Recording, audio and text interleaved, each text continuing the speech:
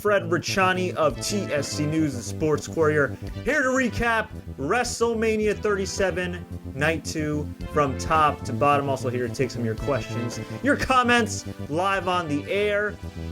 We just saw an epic triple threat match that saved this show. Now, from top to bottom, I would not say this was as magical as Night 1. And if we're keeping it real, how could it be? The first two black women and first two black people ever to headline WrestleMania, having a classic main event. Bianca Belair, Sasha Banks, they tore it up. Cesaro getting that career-defining win.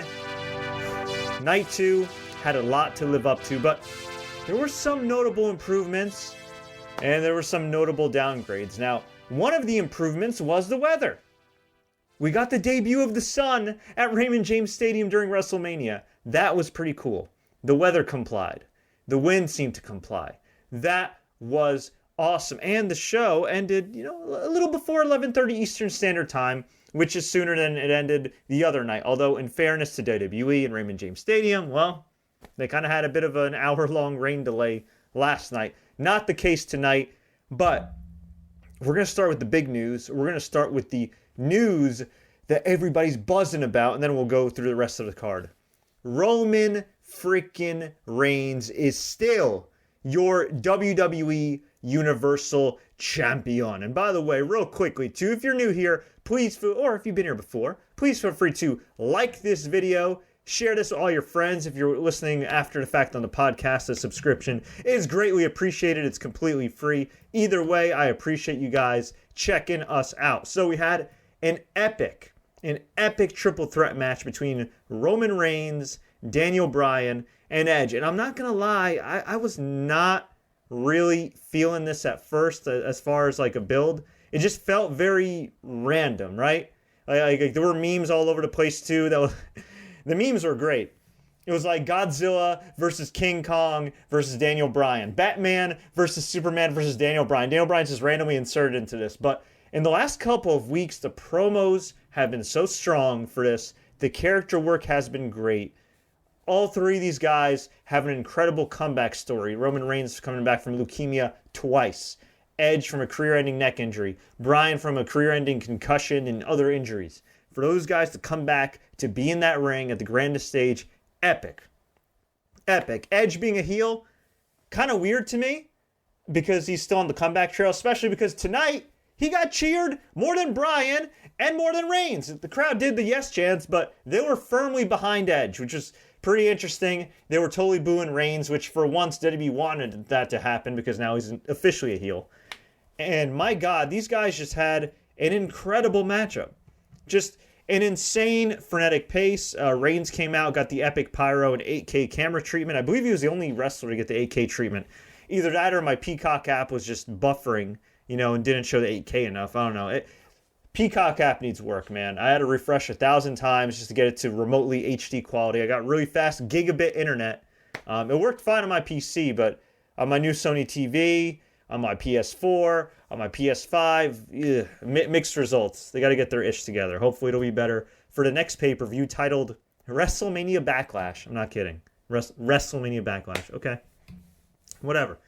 Anyway, this was an absolutely, positively physical match. We had an early spot where Edge took out Jey Uso with an implant DDT to execution on the steel steps.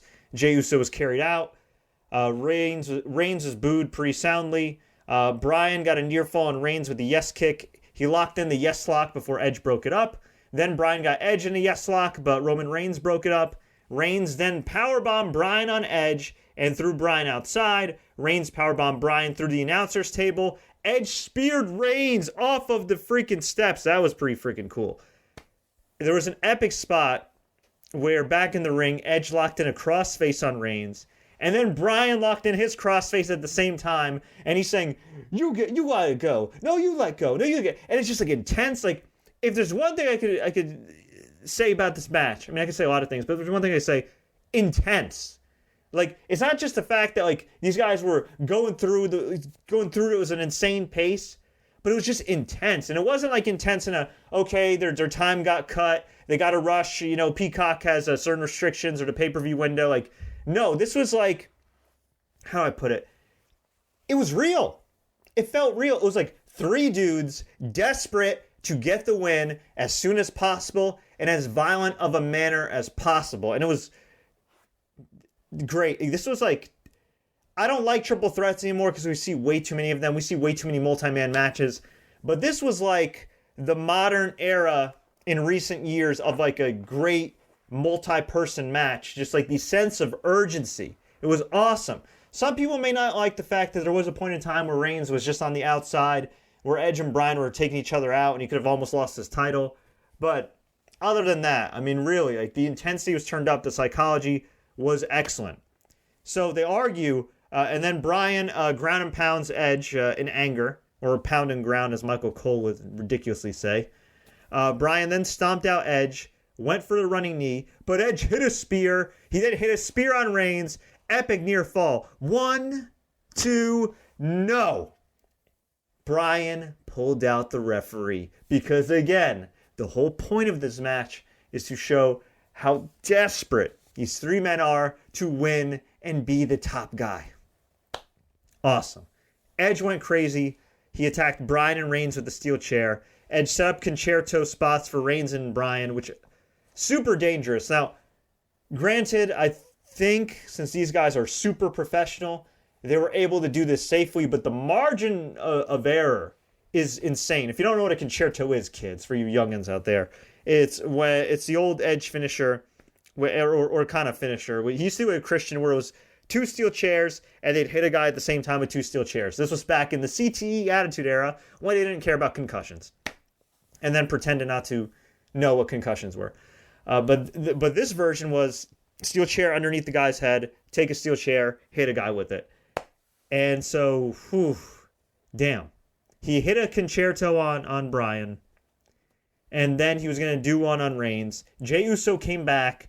Edge hit him with the spear, beat him down with the steel chair, and then Reigns attacked Edge. He hit Edge with a spear, hit a concerto of his own, and then he put Edge on top of Bryan, and in the most disrespectful cover of WrestleMania history, he pinned both of them to retain the Universal Championship. Man.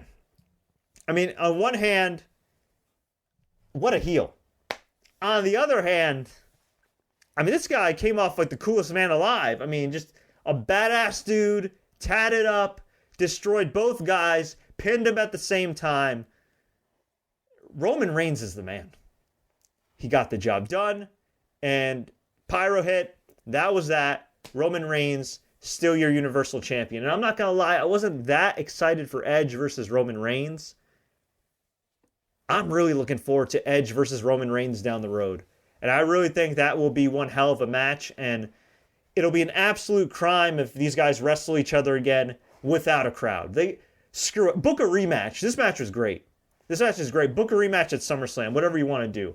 This was excellent. I do think they probably should have had Edge go over here just because of the comeback story and everything, and Reigns didn't have to get pinned, and you could have Reigns regain the title, and you don't get a lot of opportunities to have moments like this. I mean, Reigns has had his big moment in the sun at WrestleMania. Edge, he got his comeback last year, but it was in the empty PC. So, you could definitely argue the finish like it should have been Edge or Bryan just to give the crowd a happy ending. But, look, we want them to put over guys strong. They put over Roman Reigns strong, and that's great. The issue here, though, is who do they got lined up for Roman Reigns? Let's just say Daniel Bryan's out of the picture, Edge is out of the picture for the foreseeable future, at least next couple of months. Who do you have lined up for Roman Reigns who he hasn't already beaten? That's the big question. And the big question here is, how does WWE follow up WrestleMania? I'd say since maybe, I'd say not since 2013 have they done a good job at following up at a WrestleMania. I think 2013 was the last time they did a good job because, I remember John Cena won the title in 2013, had a really good run, a really good string of great matches, and, he had a surprisingly good feud with Ryback. He had a great feud with Mark Henry. There was the whole CM Punk deal with Paul Heyman turning on him and all that jazz. And then, you also, I think 2013 was the year. Yeah, it was 2013. And then, of course, Bryan and Cena had that classic match at SummerSlam. And then, of course, things fell apart a bit because they tried to not push Daniel Bryan, and then the Yes Movement came along. But, yeah, it's been a long-ass time since they've really followed up on a WrestleMania, since they've actually put that reset button. So what will they do? I don't know. I mean, Kevin Owens got the win tonight. Maybe he challenges him again. Maybe you do Bryan again and Bryan wins this time. Maybe you do Edge versus Reigns. But here's the thing. If Edge is going to win next month, then I would have just had Edge win tonight. Make it a great comeback story. So, I don't know. As I mentioned in my Night 1 review, you can't trust WWE to follow up in these things. So we're going to enjoy the moment. And in the moment, this was an incredible matchup. Really well done. Unexpected finish. I'm glad Jey Uso got some time to shine. I wish Jimmy Uso was able to make an appearance as well. And yeah, all three men have nothing to be ashamed of. They had a great match and totally, outworked everybody on this card. This is excellent. Just a different level above everybody else. Now, before we get to the rest of the card, let's get some comments here from everybody watching live. Michael Hendricks says, this has to be one of the worst WrestleMania events in years. So much build-up at every match, and the only thing I liked personally was Rhea Ripley winning. Night 1 was far better. That was overall a bad night. Wow, I didn't know if it was that bad.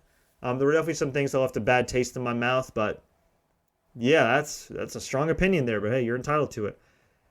Terrence M. Sullivan says, I give WrestleMania 37 a combined score of a B-. Okay. And then Henry G says, predictable as always. Damn. Okay. So let's go to some of the YouTube comments here. Maybe they're building towards Rock versus Reigns at SummerSlam. I could see that happening. Big E versus Roman. Well, Big E, spoiler alert, did lose tonight, although he could win a number one contenders match. But the way he lost does say that he's still going to be feuding with Apollo, which they need to end that feud. They really need to end that feud. I think Bianca Belair had a better match than Rhea Ripley and Asuka. Yeah, I mean, there was something missing there, which we'll talk about. I'm sad Big E didn't. Telvin says, I'm sad Big E didn't win. WWE hates wrestlers winning in their hometown. Yeah. Although, if we're being honest, that was a match where neither guy should really lose. And, unfortunately, Big E lost. John I says, Jay was way too involved. Okay, I can understand that. Shakita Slater, Reigns versus Edge versus Bryan was great. Also, Bianca and Sasha match was awesome as well. Definitely brought a tear to my eyes. Yeah, that was fantastic. Terrell Scott says, Peacock worked fine on my Xbox. Well, considering I'm a nerd and have every single game console known to man, I'll have to try it on my Xbox Series X next time. Although it would be nice if it worked on my, brand new Sony TV I bought. What's up with Fiend and Alexa? R.I.P. Bray, the Fiend can never be seen as a threat ever again. Dude, I was ready to never see the Fiend a threat again after, Hell in a Cell 2019? Terrible. I don't know why they felt the need to pin both Bryan and Edge. Doesn't make sense, as Carter says. Yeah, I could understand that too. Maybe he was a little too strong. Now we need The Rock to finish filming movies and come back. Yeah. Amanda says Rhea Ripley's match and Sheamus' match were the best tonight. And Aubrey James says R.I.P. to Bray Wyatt. They keep burying this man. It sucks. Yeah, well. Before I talk about Bray, I got to drink some water here because there's a lot to say. Now, as a lot of you know, I am not a fan of the Fiend character. Nothing against Bray Wyatt getting that money, especially for taking limited bumps and shooting lightning bolts and oozing goo out of his ass, whatever. If that's how you want to make a living, bro, much respect to you. Alexa Bliss, she hasn't had to take bumps for like 3 months. Good for her, too. She recently got engaged. God bless her. It's great, but this ain't for me. We opened the show with The Fiend versus Randy Orton. Randy Orton came out in these white tights. I don't think I've seen him in white tights since 2003. Maybe ever. He looked good. And great shape. And then we had The Fiend. We had Alexa Bliss in this weird eye makeup. Kind of like Hellblade's newest sacrifice for anybody to watch that. I guess you could say a very cheap ripoff of Horizon Zero Dawn.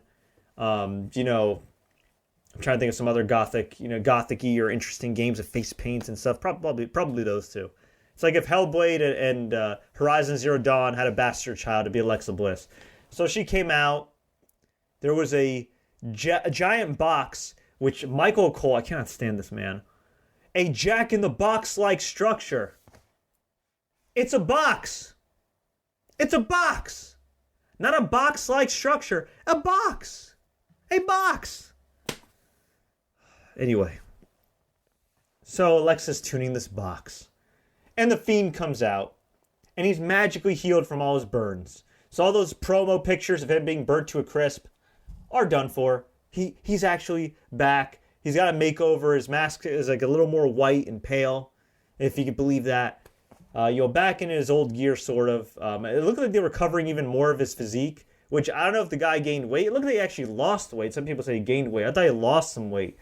Either way, when you have a big guy who can move as well as Bray Wyatt, you might not want to totally cover him up. You might want to still have like the arms shown a little bit. Maybe the physique. Who cares if he's not toned? The guy's a big guy. Like, part of Bray Wyatt's act is that he's a big guy. He's a strong, gruff guy. So they covered him up, naturally. So anyway, he comes out. I'll admit the entrance was cool. Kind of cool. In a weird incel sort of way.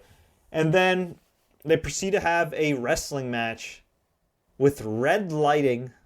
They brought that back. Ugh. Honestly, though, the match was... You know what? The most, I'd say 95% of the match wasn't that offensive. The main offensive things to people with common sense and taste are the red lighting and the fact that Bray Wyatt was no-selling a bunch of stuff. And the idea that this is the first feud ever, right? Keep in mind, this feud went from holographic maggots at WrestleMania 33, I think. Yeah, the WrestleMania 33. To a haunted house match. To a light a guy on fire match, Inferno match. I think it was officially an Inferno match. To a straight up wrestling match. What? What? Listen, even if you like this stuff, it makes zero sense. It makes zero sense. Like, I don't know. If they want to keep writing some hocus pocus garbage, guess what? Get some of that Peacock money you just got from NBC. Find one of the Walking Dead writers from one of the good seasons, like, I don't know, season 3, season 4. Maybe even season 1. Pay them a lot of money and have them exclusively write the Bray Wyatt character. Because besides that, it sucks. So they're having pretty much a relatively normal wrestling match by Bray Wyatt standards, which makes no sense at all, given that this guy got set on fire. And then the lights come on. Alexa Bliss has black goo streaming down her face. Oozing. And I have the picture here for anybody watching on YouTube and Facebook, but you know what? Let me actually make it high res just so you can see the ridiculousness of this, okay? So here's Alexa Bliss. This is all this black goo. This is oozing out of her face. Bray Wyatt gets distracted. Not Randy Orton. Bray Wyatt gets distracted. Gets hit with an RKO. And he loses. Now, again, I don't care for The Fiend. I think the character sucks. I hate when people compare him to The Undertaker and Kane in his prime. He is not. He is every bad idea that they had for Kane and Snitsky and Heidenreich and all these dudes combined wrapped into one. And from a look standpoint, yeah, the character's marketable. If this was a horror movie character, he'd have a whole lot of potential and he'd be great. But this is pro wrestling. And even the wacky stuff needs some semblance of a linear storyline here. Of sense. So we spent December, January, February, March, April, and if you want to go back all the way to 2017 when they originally started feuding, or 2016, whatever the hell it was. Okay, this storyline essentially is the culmination of like a 5-year deal with these guys since they were a team with the Wyatt family with Luke Harper, God rest his soul. 5 years. On and off. A culmination of 4 or 5 years. And it ends with the guy who's supposedly the babyface, the good guy, who's coming back after being burned by the evil Randy Orton, getting distracted by black goo coming out of his fake girlfriend's face. The guy who tortures people gets distracted by black goo, and he loses via a wrestling move in the middle of the ring. Dud. Terrible. Garbage. Stick a fork in him. Crowd booed this like crazy. They cut to a commercial or backstage, or wherever the hell they cut, I don't remember. But I was told that the crowd booed this loudly. And when they showed the highlights later in the show, because they were actually proud of this crap, the crowd booed again. You know why? Because it sucks. And if you like The Fiend, good for you. But let's keep it real here. Less people than ever are watching professional wrestling. And just because WWE fails upwards because they have the ability to exploit their workers and create a bunch of content for networks that are losing money on streaming platforms does not mean that Bray Wyatt, does not mean The Fiend is a good gimmick and good for pro wrestling. It sucks. I was all for him when he debuted at SummerSlam 19. It's cool. It's fine. But when you got to the point of pure wackiness and hitting him with sledgehammers and shooting him in the face with a musket and everything else, he just kicks out. He made me miss Super Cena. Like, I can't believe 10 years ago we were complaining about John Cena kicking out of everything, and this guy kicks out of literally everything except an RKO. So, good riddance. It sucks. God bless Wyndham Rotunda and Alexa Bliss. I never want to see them on my TV ever again, unless it's something that remotely involves wrestling in a logical, linear storyline. Randy Orton, I'd say the man lost his dignity or common sense or whatever, but you know what? I really can't argue with Randy Orton. The guy also is barely taking any bumps, making a lot of money, going home to his hot wife. I understand, but man. Although I will say this, I'm pretty sure Randy Orton is not proud of any of this work. Bray Wyatt might be. I know Seth Rollins is proud of the eye for an eye match because he's got no taste. But yeah, terrible. Dud. Anyway. And my rant was longer than the actual match. Jesus Christmas. Ugh. Oh, God. Terrible. Anyway. Now, what a start to WrestleMania, huh? We had a surprisingly good match. This is polarizing to some, but I thought it was good because I had very low expectations for this. Shayna Baszler and Shayna Baszler and Nia Jax defeated Natalya and Tamina Snuka to retain the women's tag team titles. This was much better than I expected. I had low expectations. Baszler was super stiff with Natalya. A little too stiff. I know they're friends, but come on, man. You just concussed Asuka a few weeks ago. Good win here. Crowd was really behind Tamina. Surprised me a lot. They were really behind Tamina. I thought they should have called an audible because the crowd was behind her, but hey, that's the break. So at least they got a WrestleMania moment there. Kevin Owens beat Sami Zayn. Awesome match. Also, like the triple threat, frenetic pace. Kevin Owens got the clean pin. If you've seen their matches before in NXT, on Battleground 2016, which JBL actually referenced. Fantastic stuff here.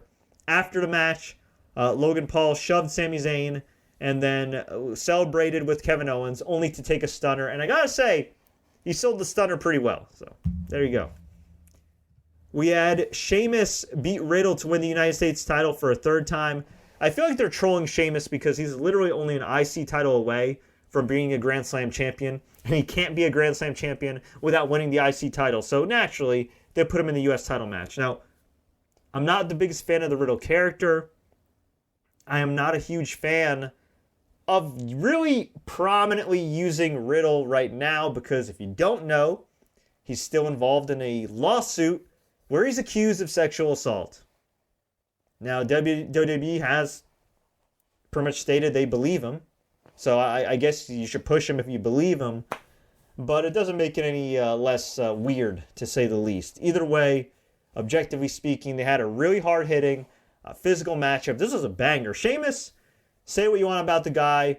His character throughout the years has not been that good. His pushes at times have come off a little forced.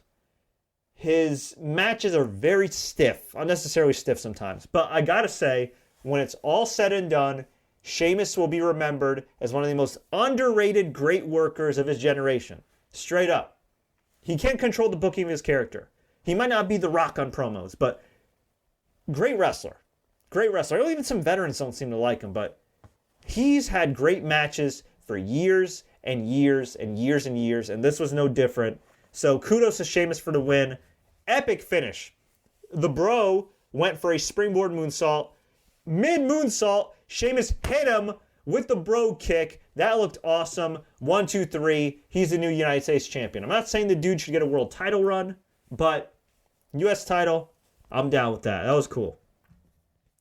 We had the Hall of Fame presentation with Kane, Molly Holly, Eric Bischoff, who was on screen as well earlier for a backstage segment where they plugged his 83 Weeks podcast a month after AEW did. This guy's just living life, man. Good for him. We also had the great Khali, Rob Van Dam, who got a huge pop. Rob Van Dam was in a very, very cringe backstage segment with the great Khali and Riddle.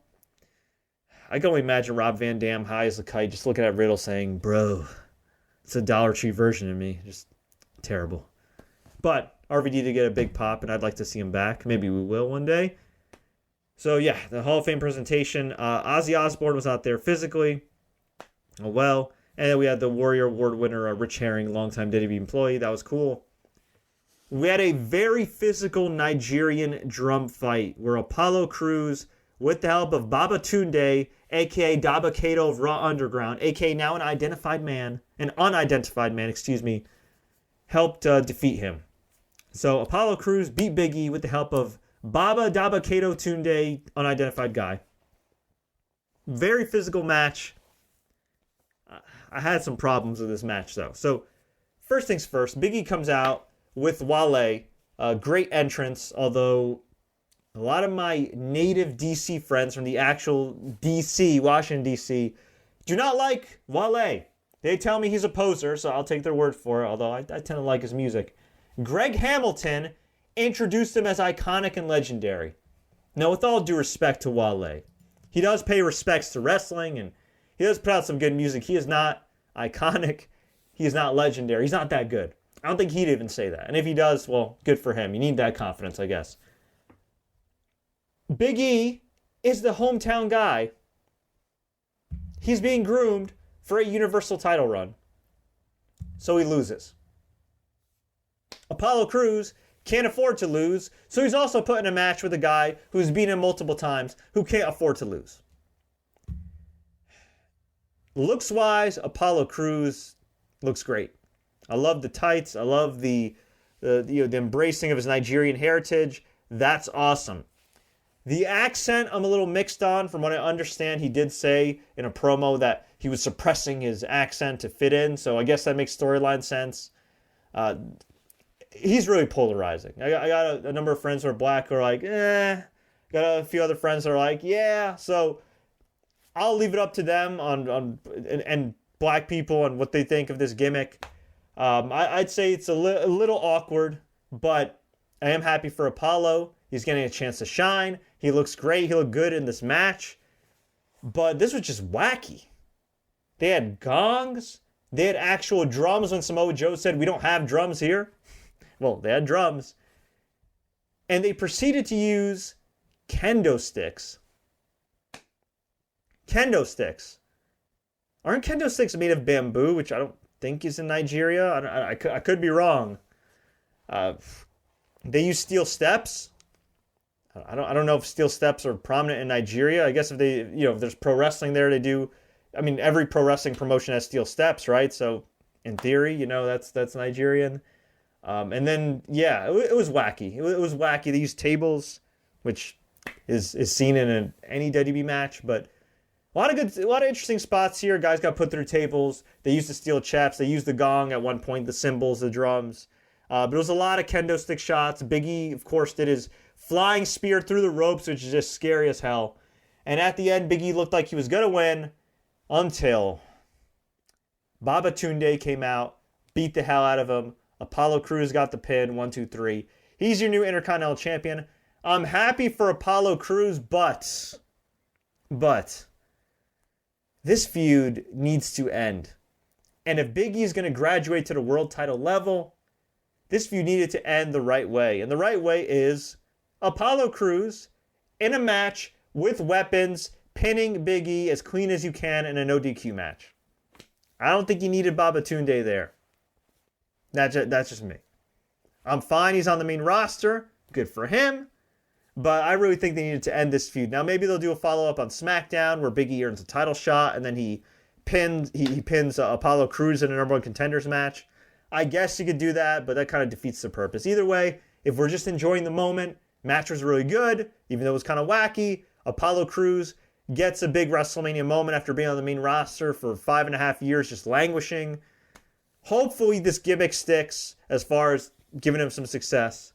And, hopefully they emphasize more of him being proud of his heritage and less of what we typically see with WWE trying to emphasize stereotypes and things of that nature. But happy for him.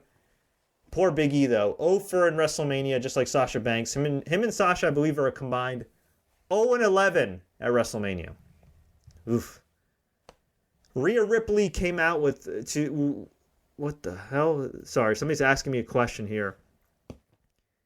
Do you think Becky Lynch appears tomorrow night on Raw? I'll tell you this. If Becky, by the way, spoiler alert, Becky Lynch didn't appear tonight. If Becky Lynch appears in the Thunderdome when she could have appeared in front of a huge crowd, WWE's stupid as hell. That's all I gotta say. So Rhea Ripley came out. They had the singer of her theme song, "This Is My Brutality," do the song.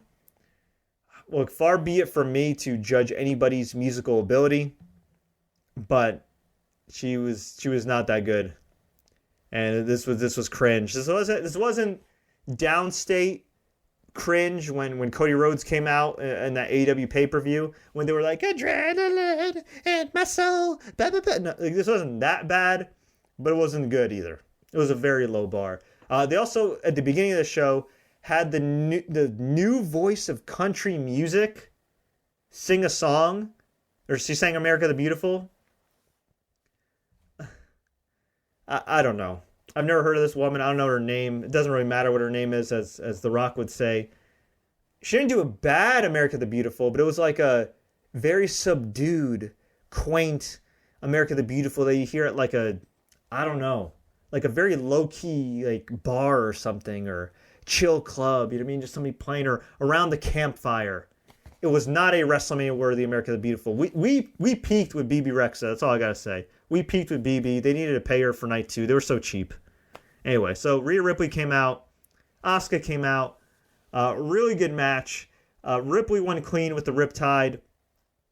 I'm happy that Rhea got a WrestleMania moment. I hate that it was at the expense of Asuka when she should have beaten Charlotte Flair last year, because even though Asuka's had a lot of long title runs, been dominant, I feel like she's been consistently disrespected by WWE. Anytime they see their shiny new toy, typically their shiny blonde toy, they kind of put her on the back burner.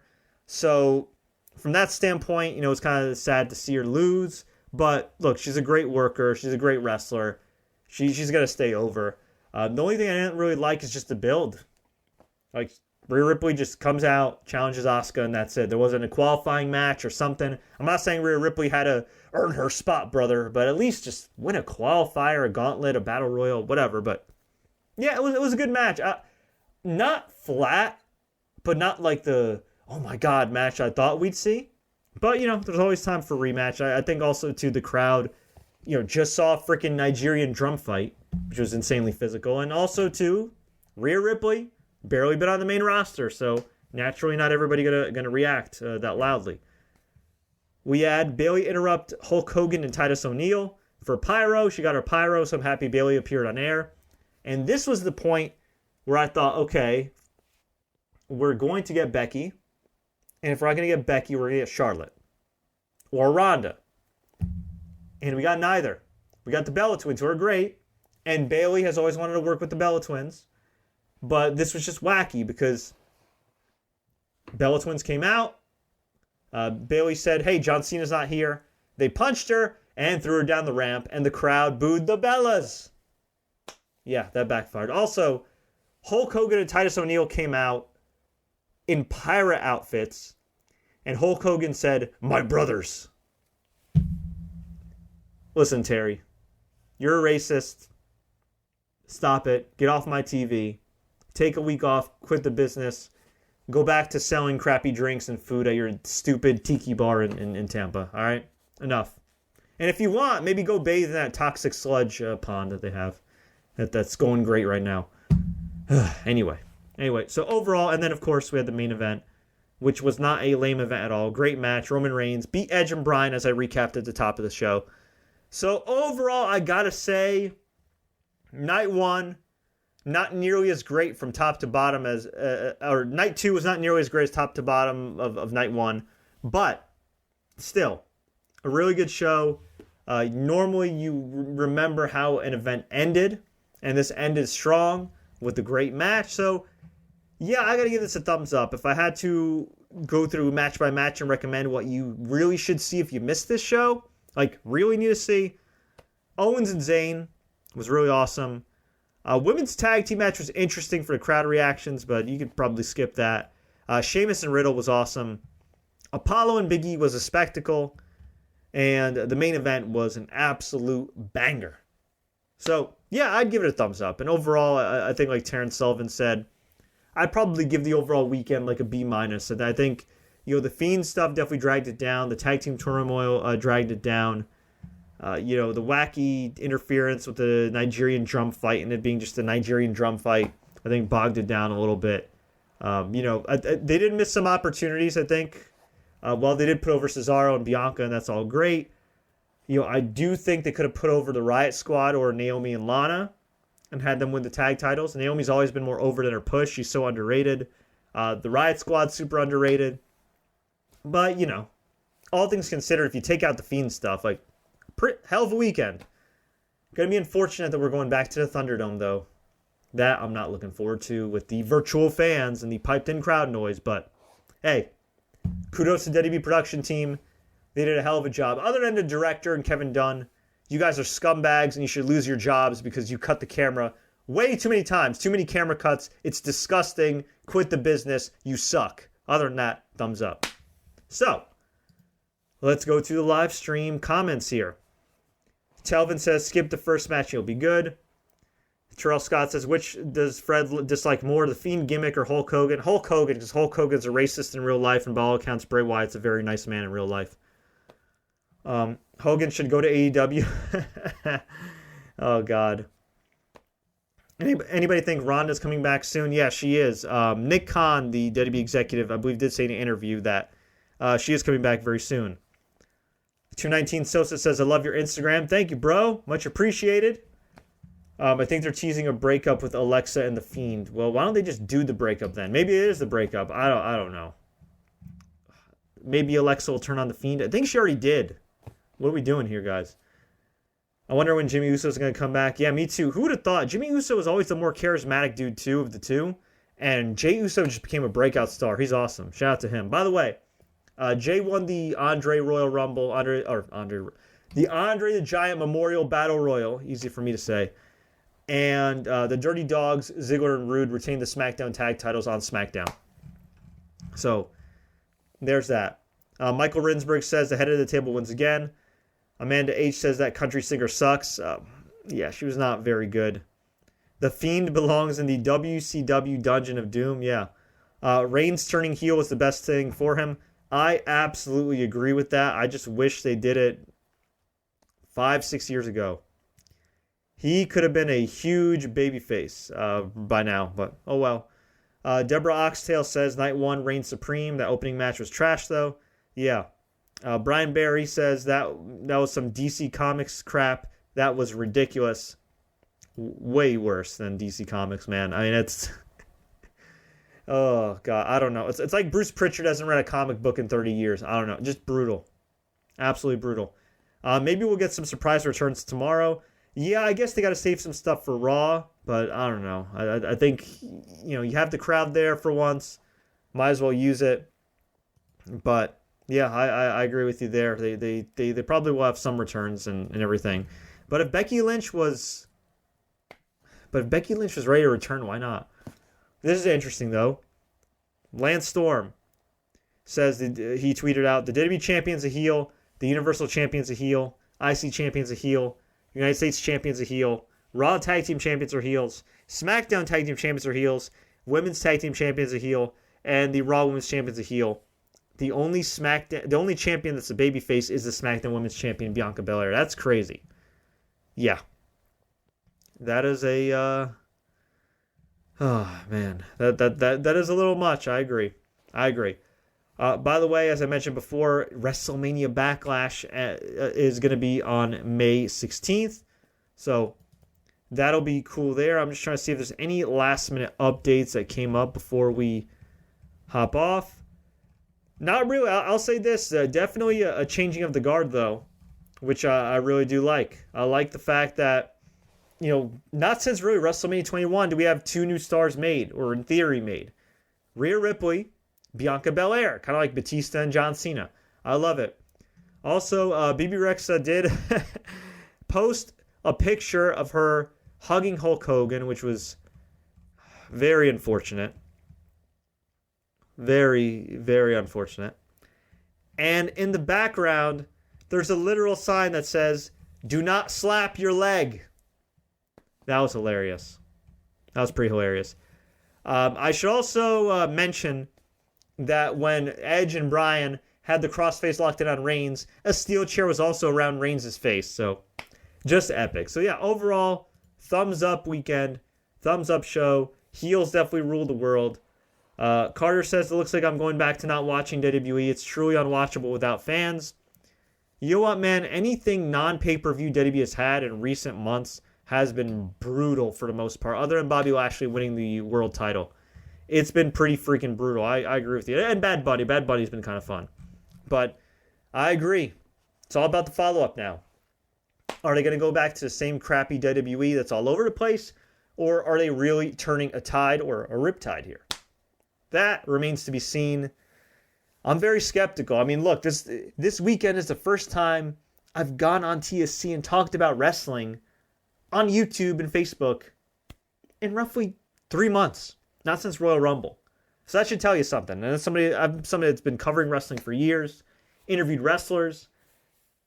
But yeah, it's been rough. And AEW's been rough too creatively. Let's keep it real here. AEW's been rough and all over the place. And yeah, they've had some great matches like Rosa and Britt were awesome, but very inconsistent as well. But hey, who knows? Maybe things will be easier to keep up with NXT moving to Tuesdays.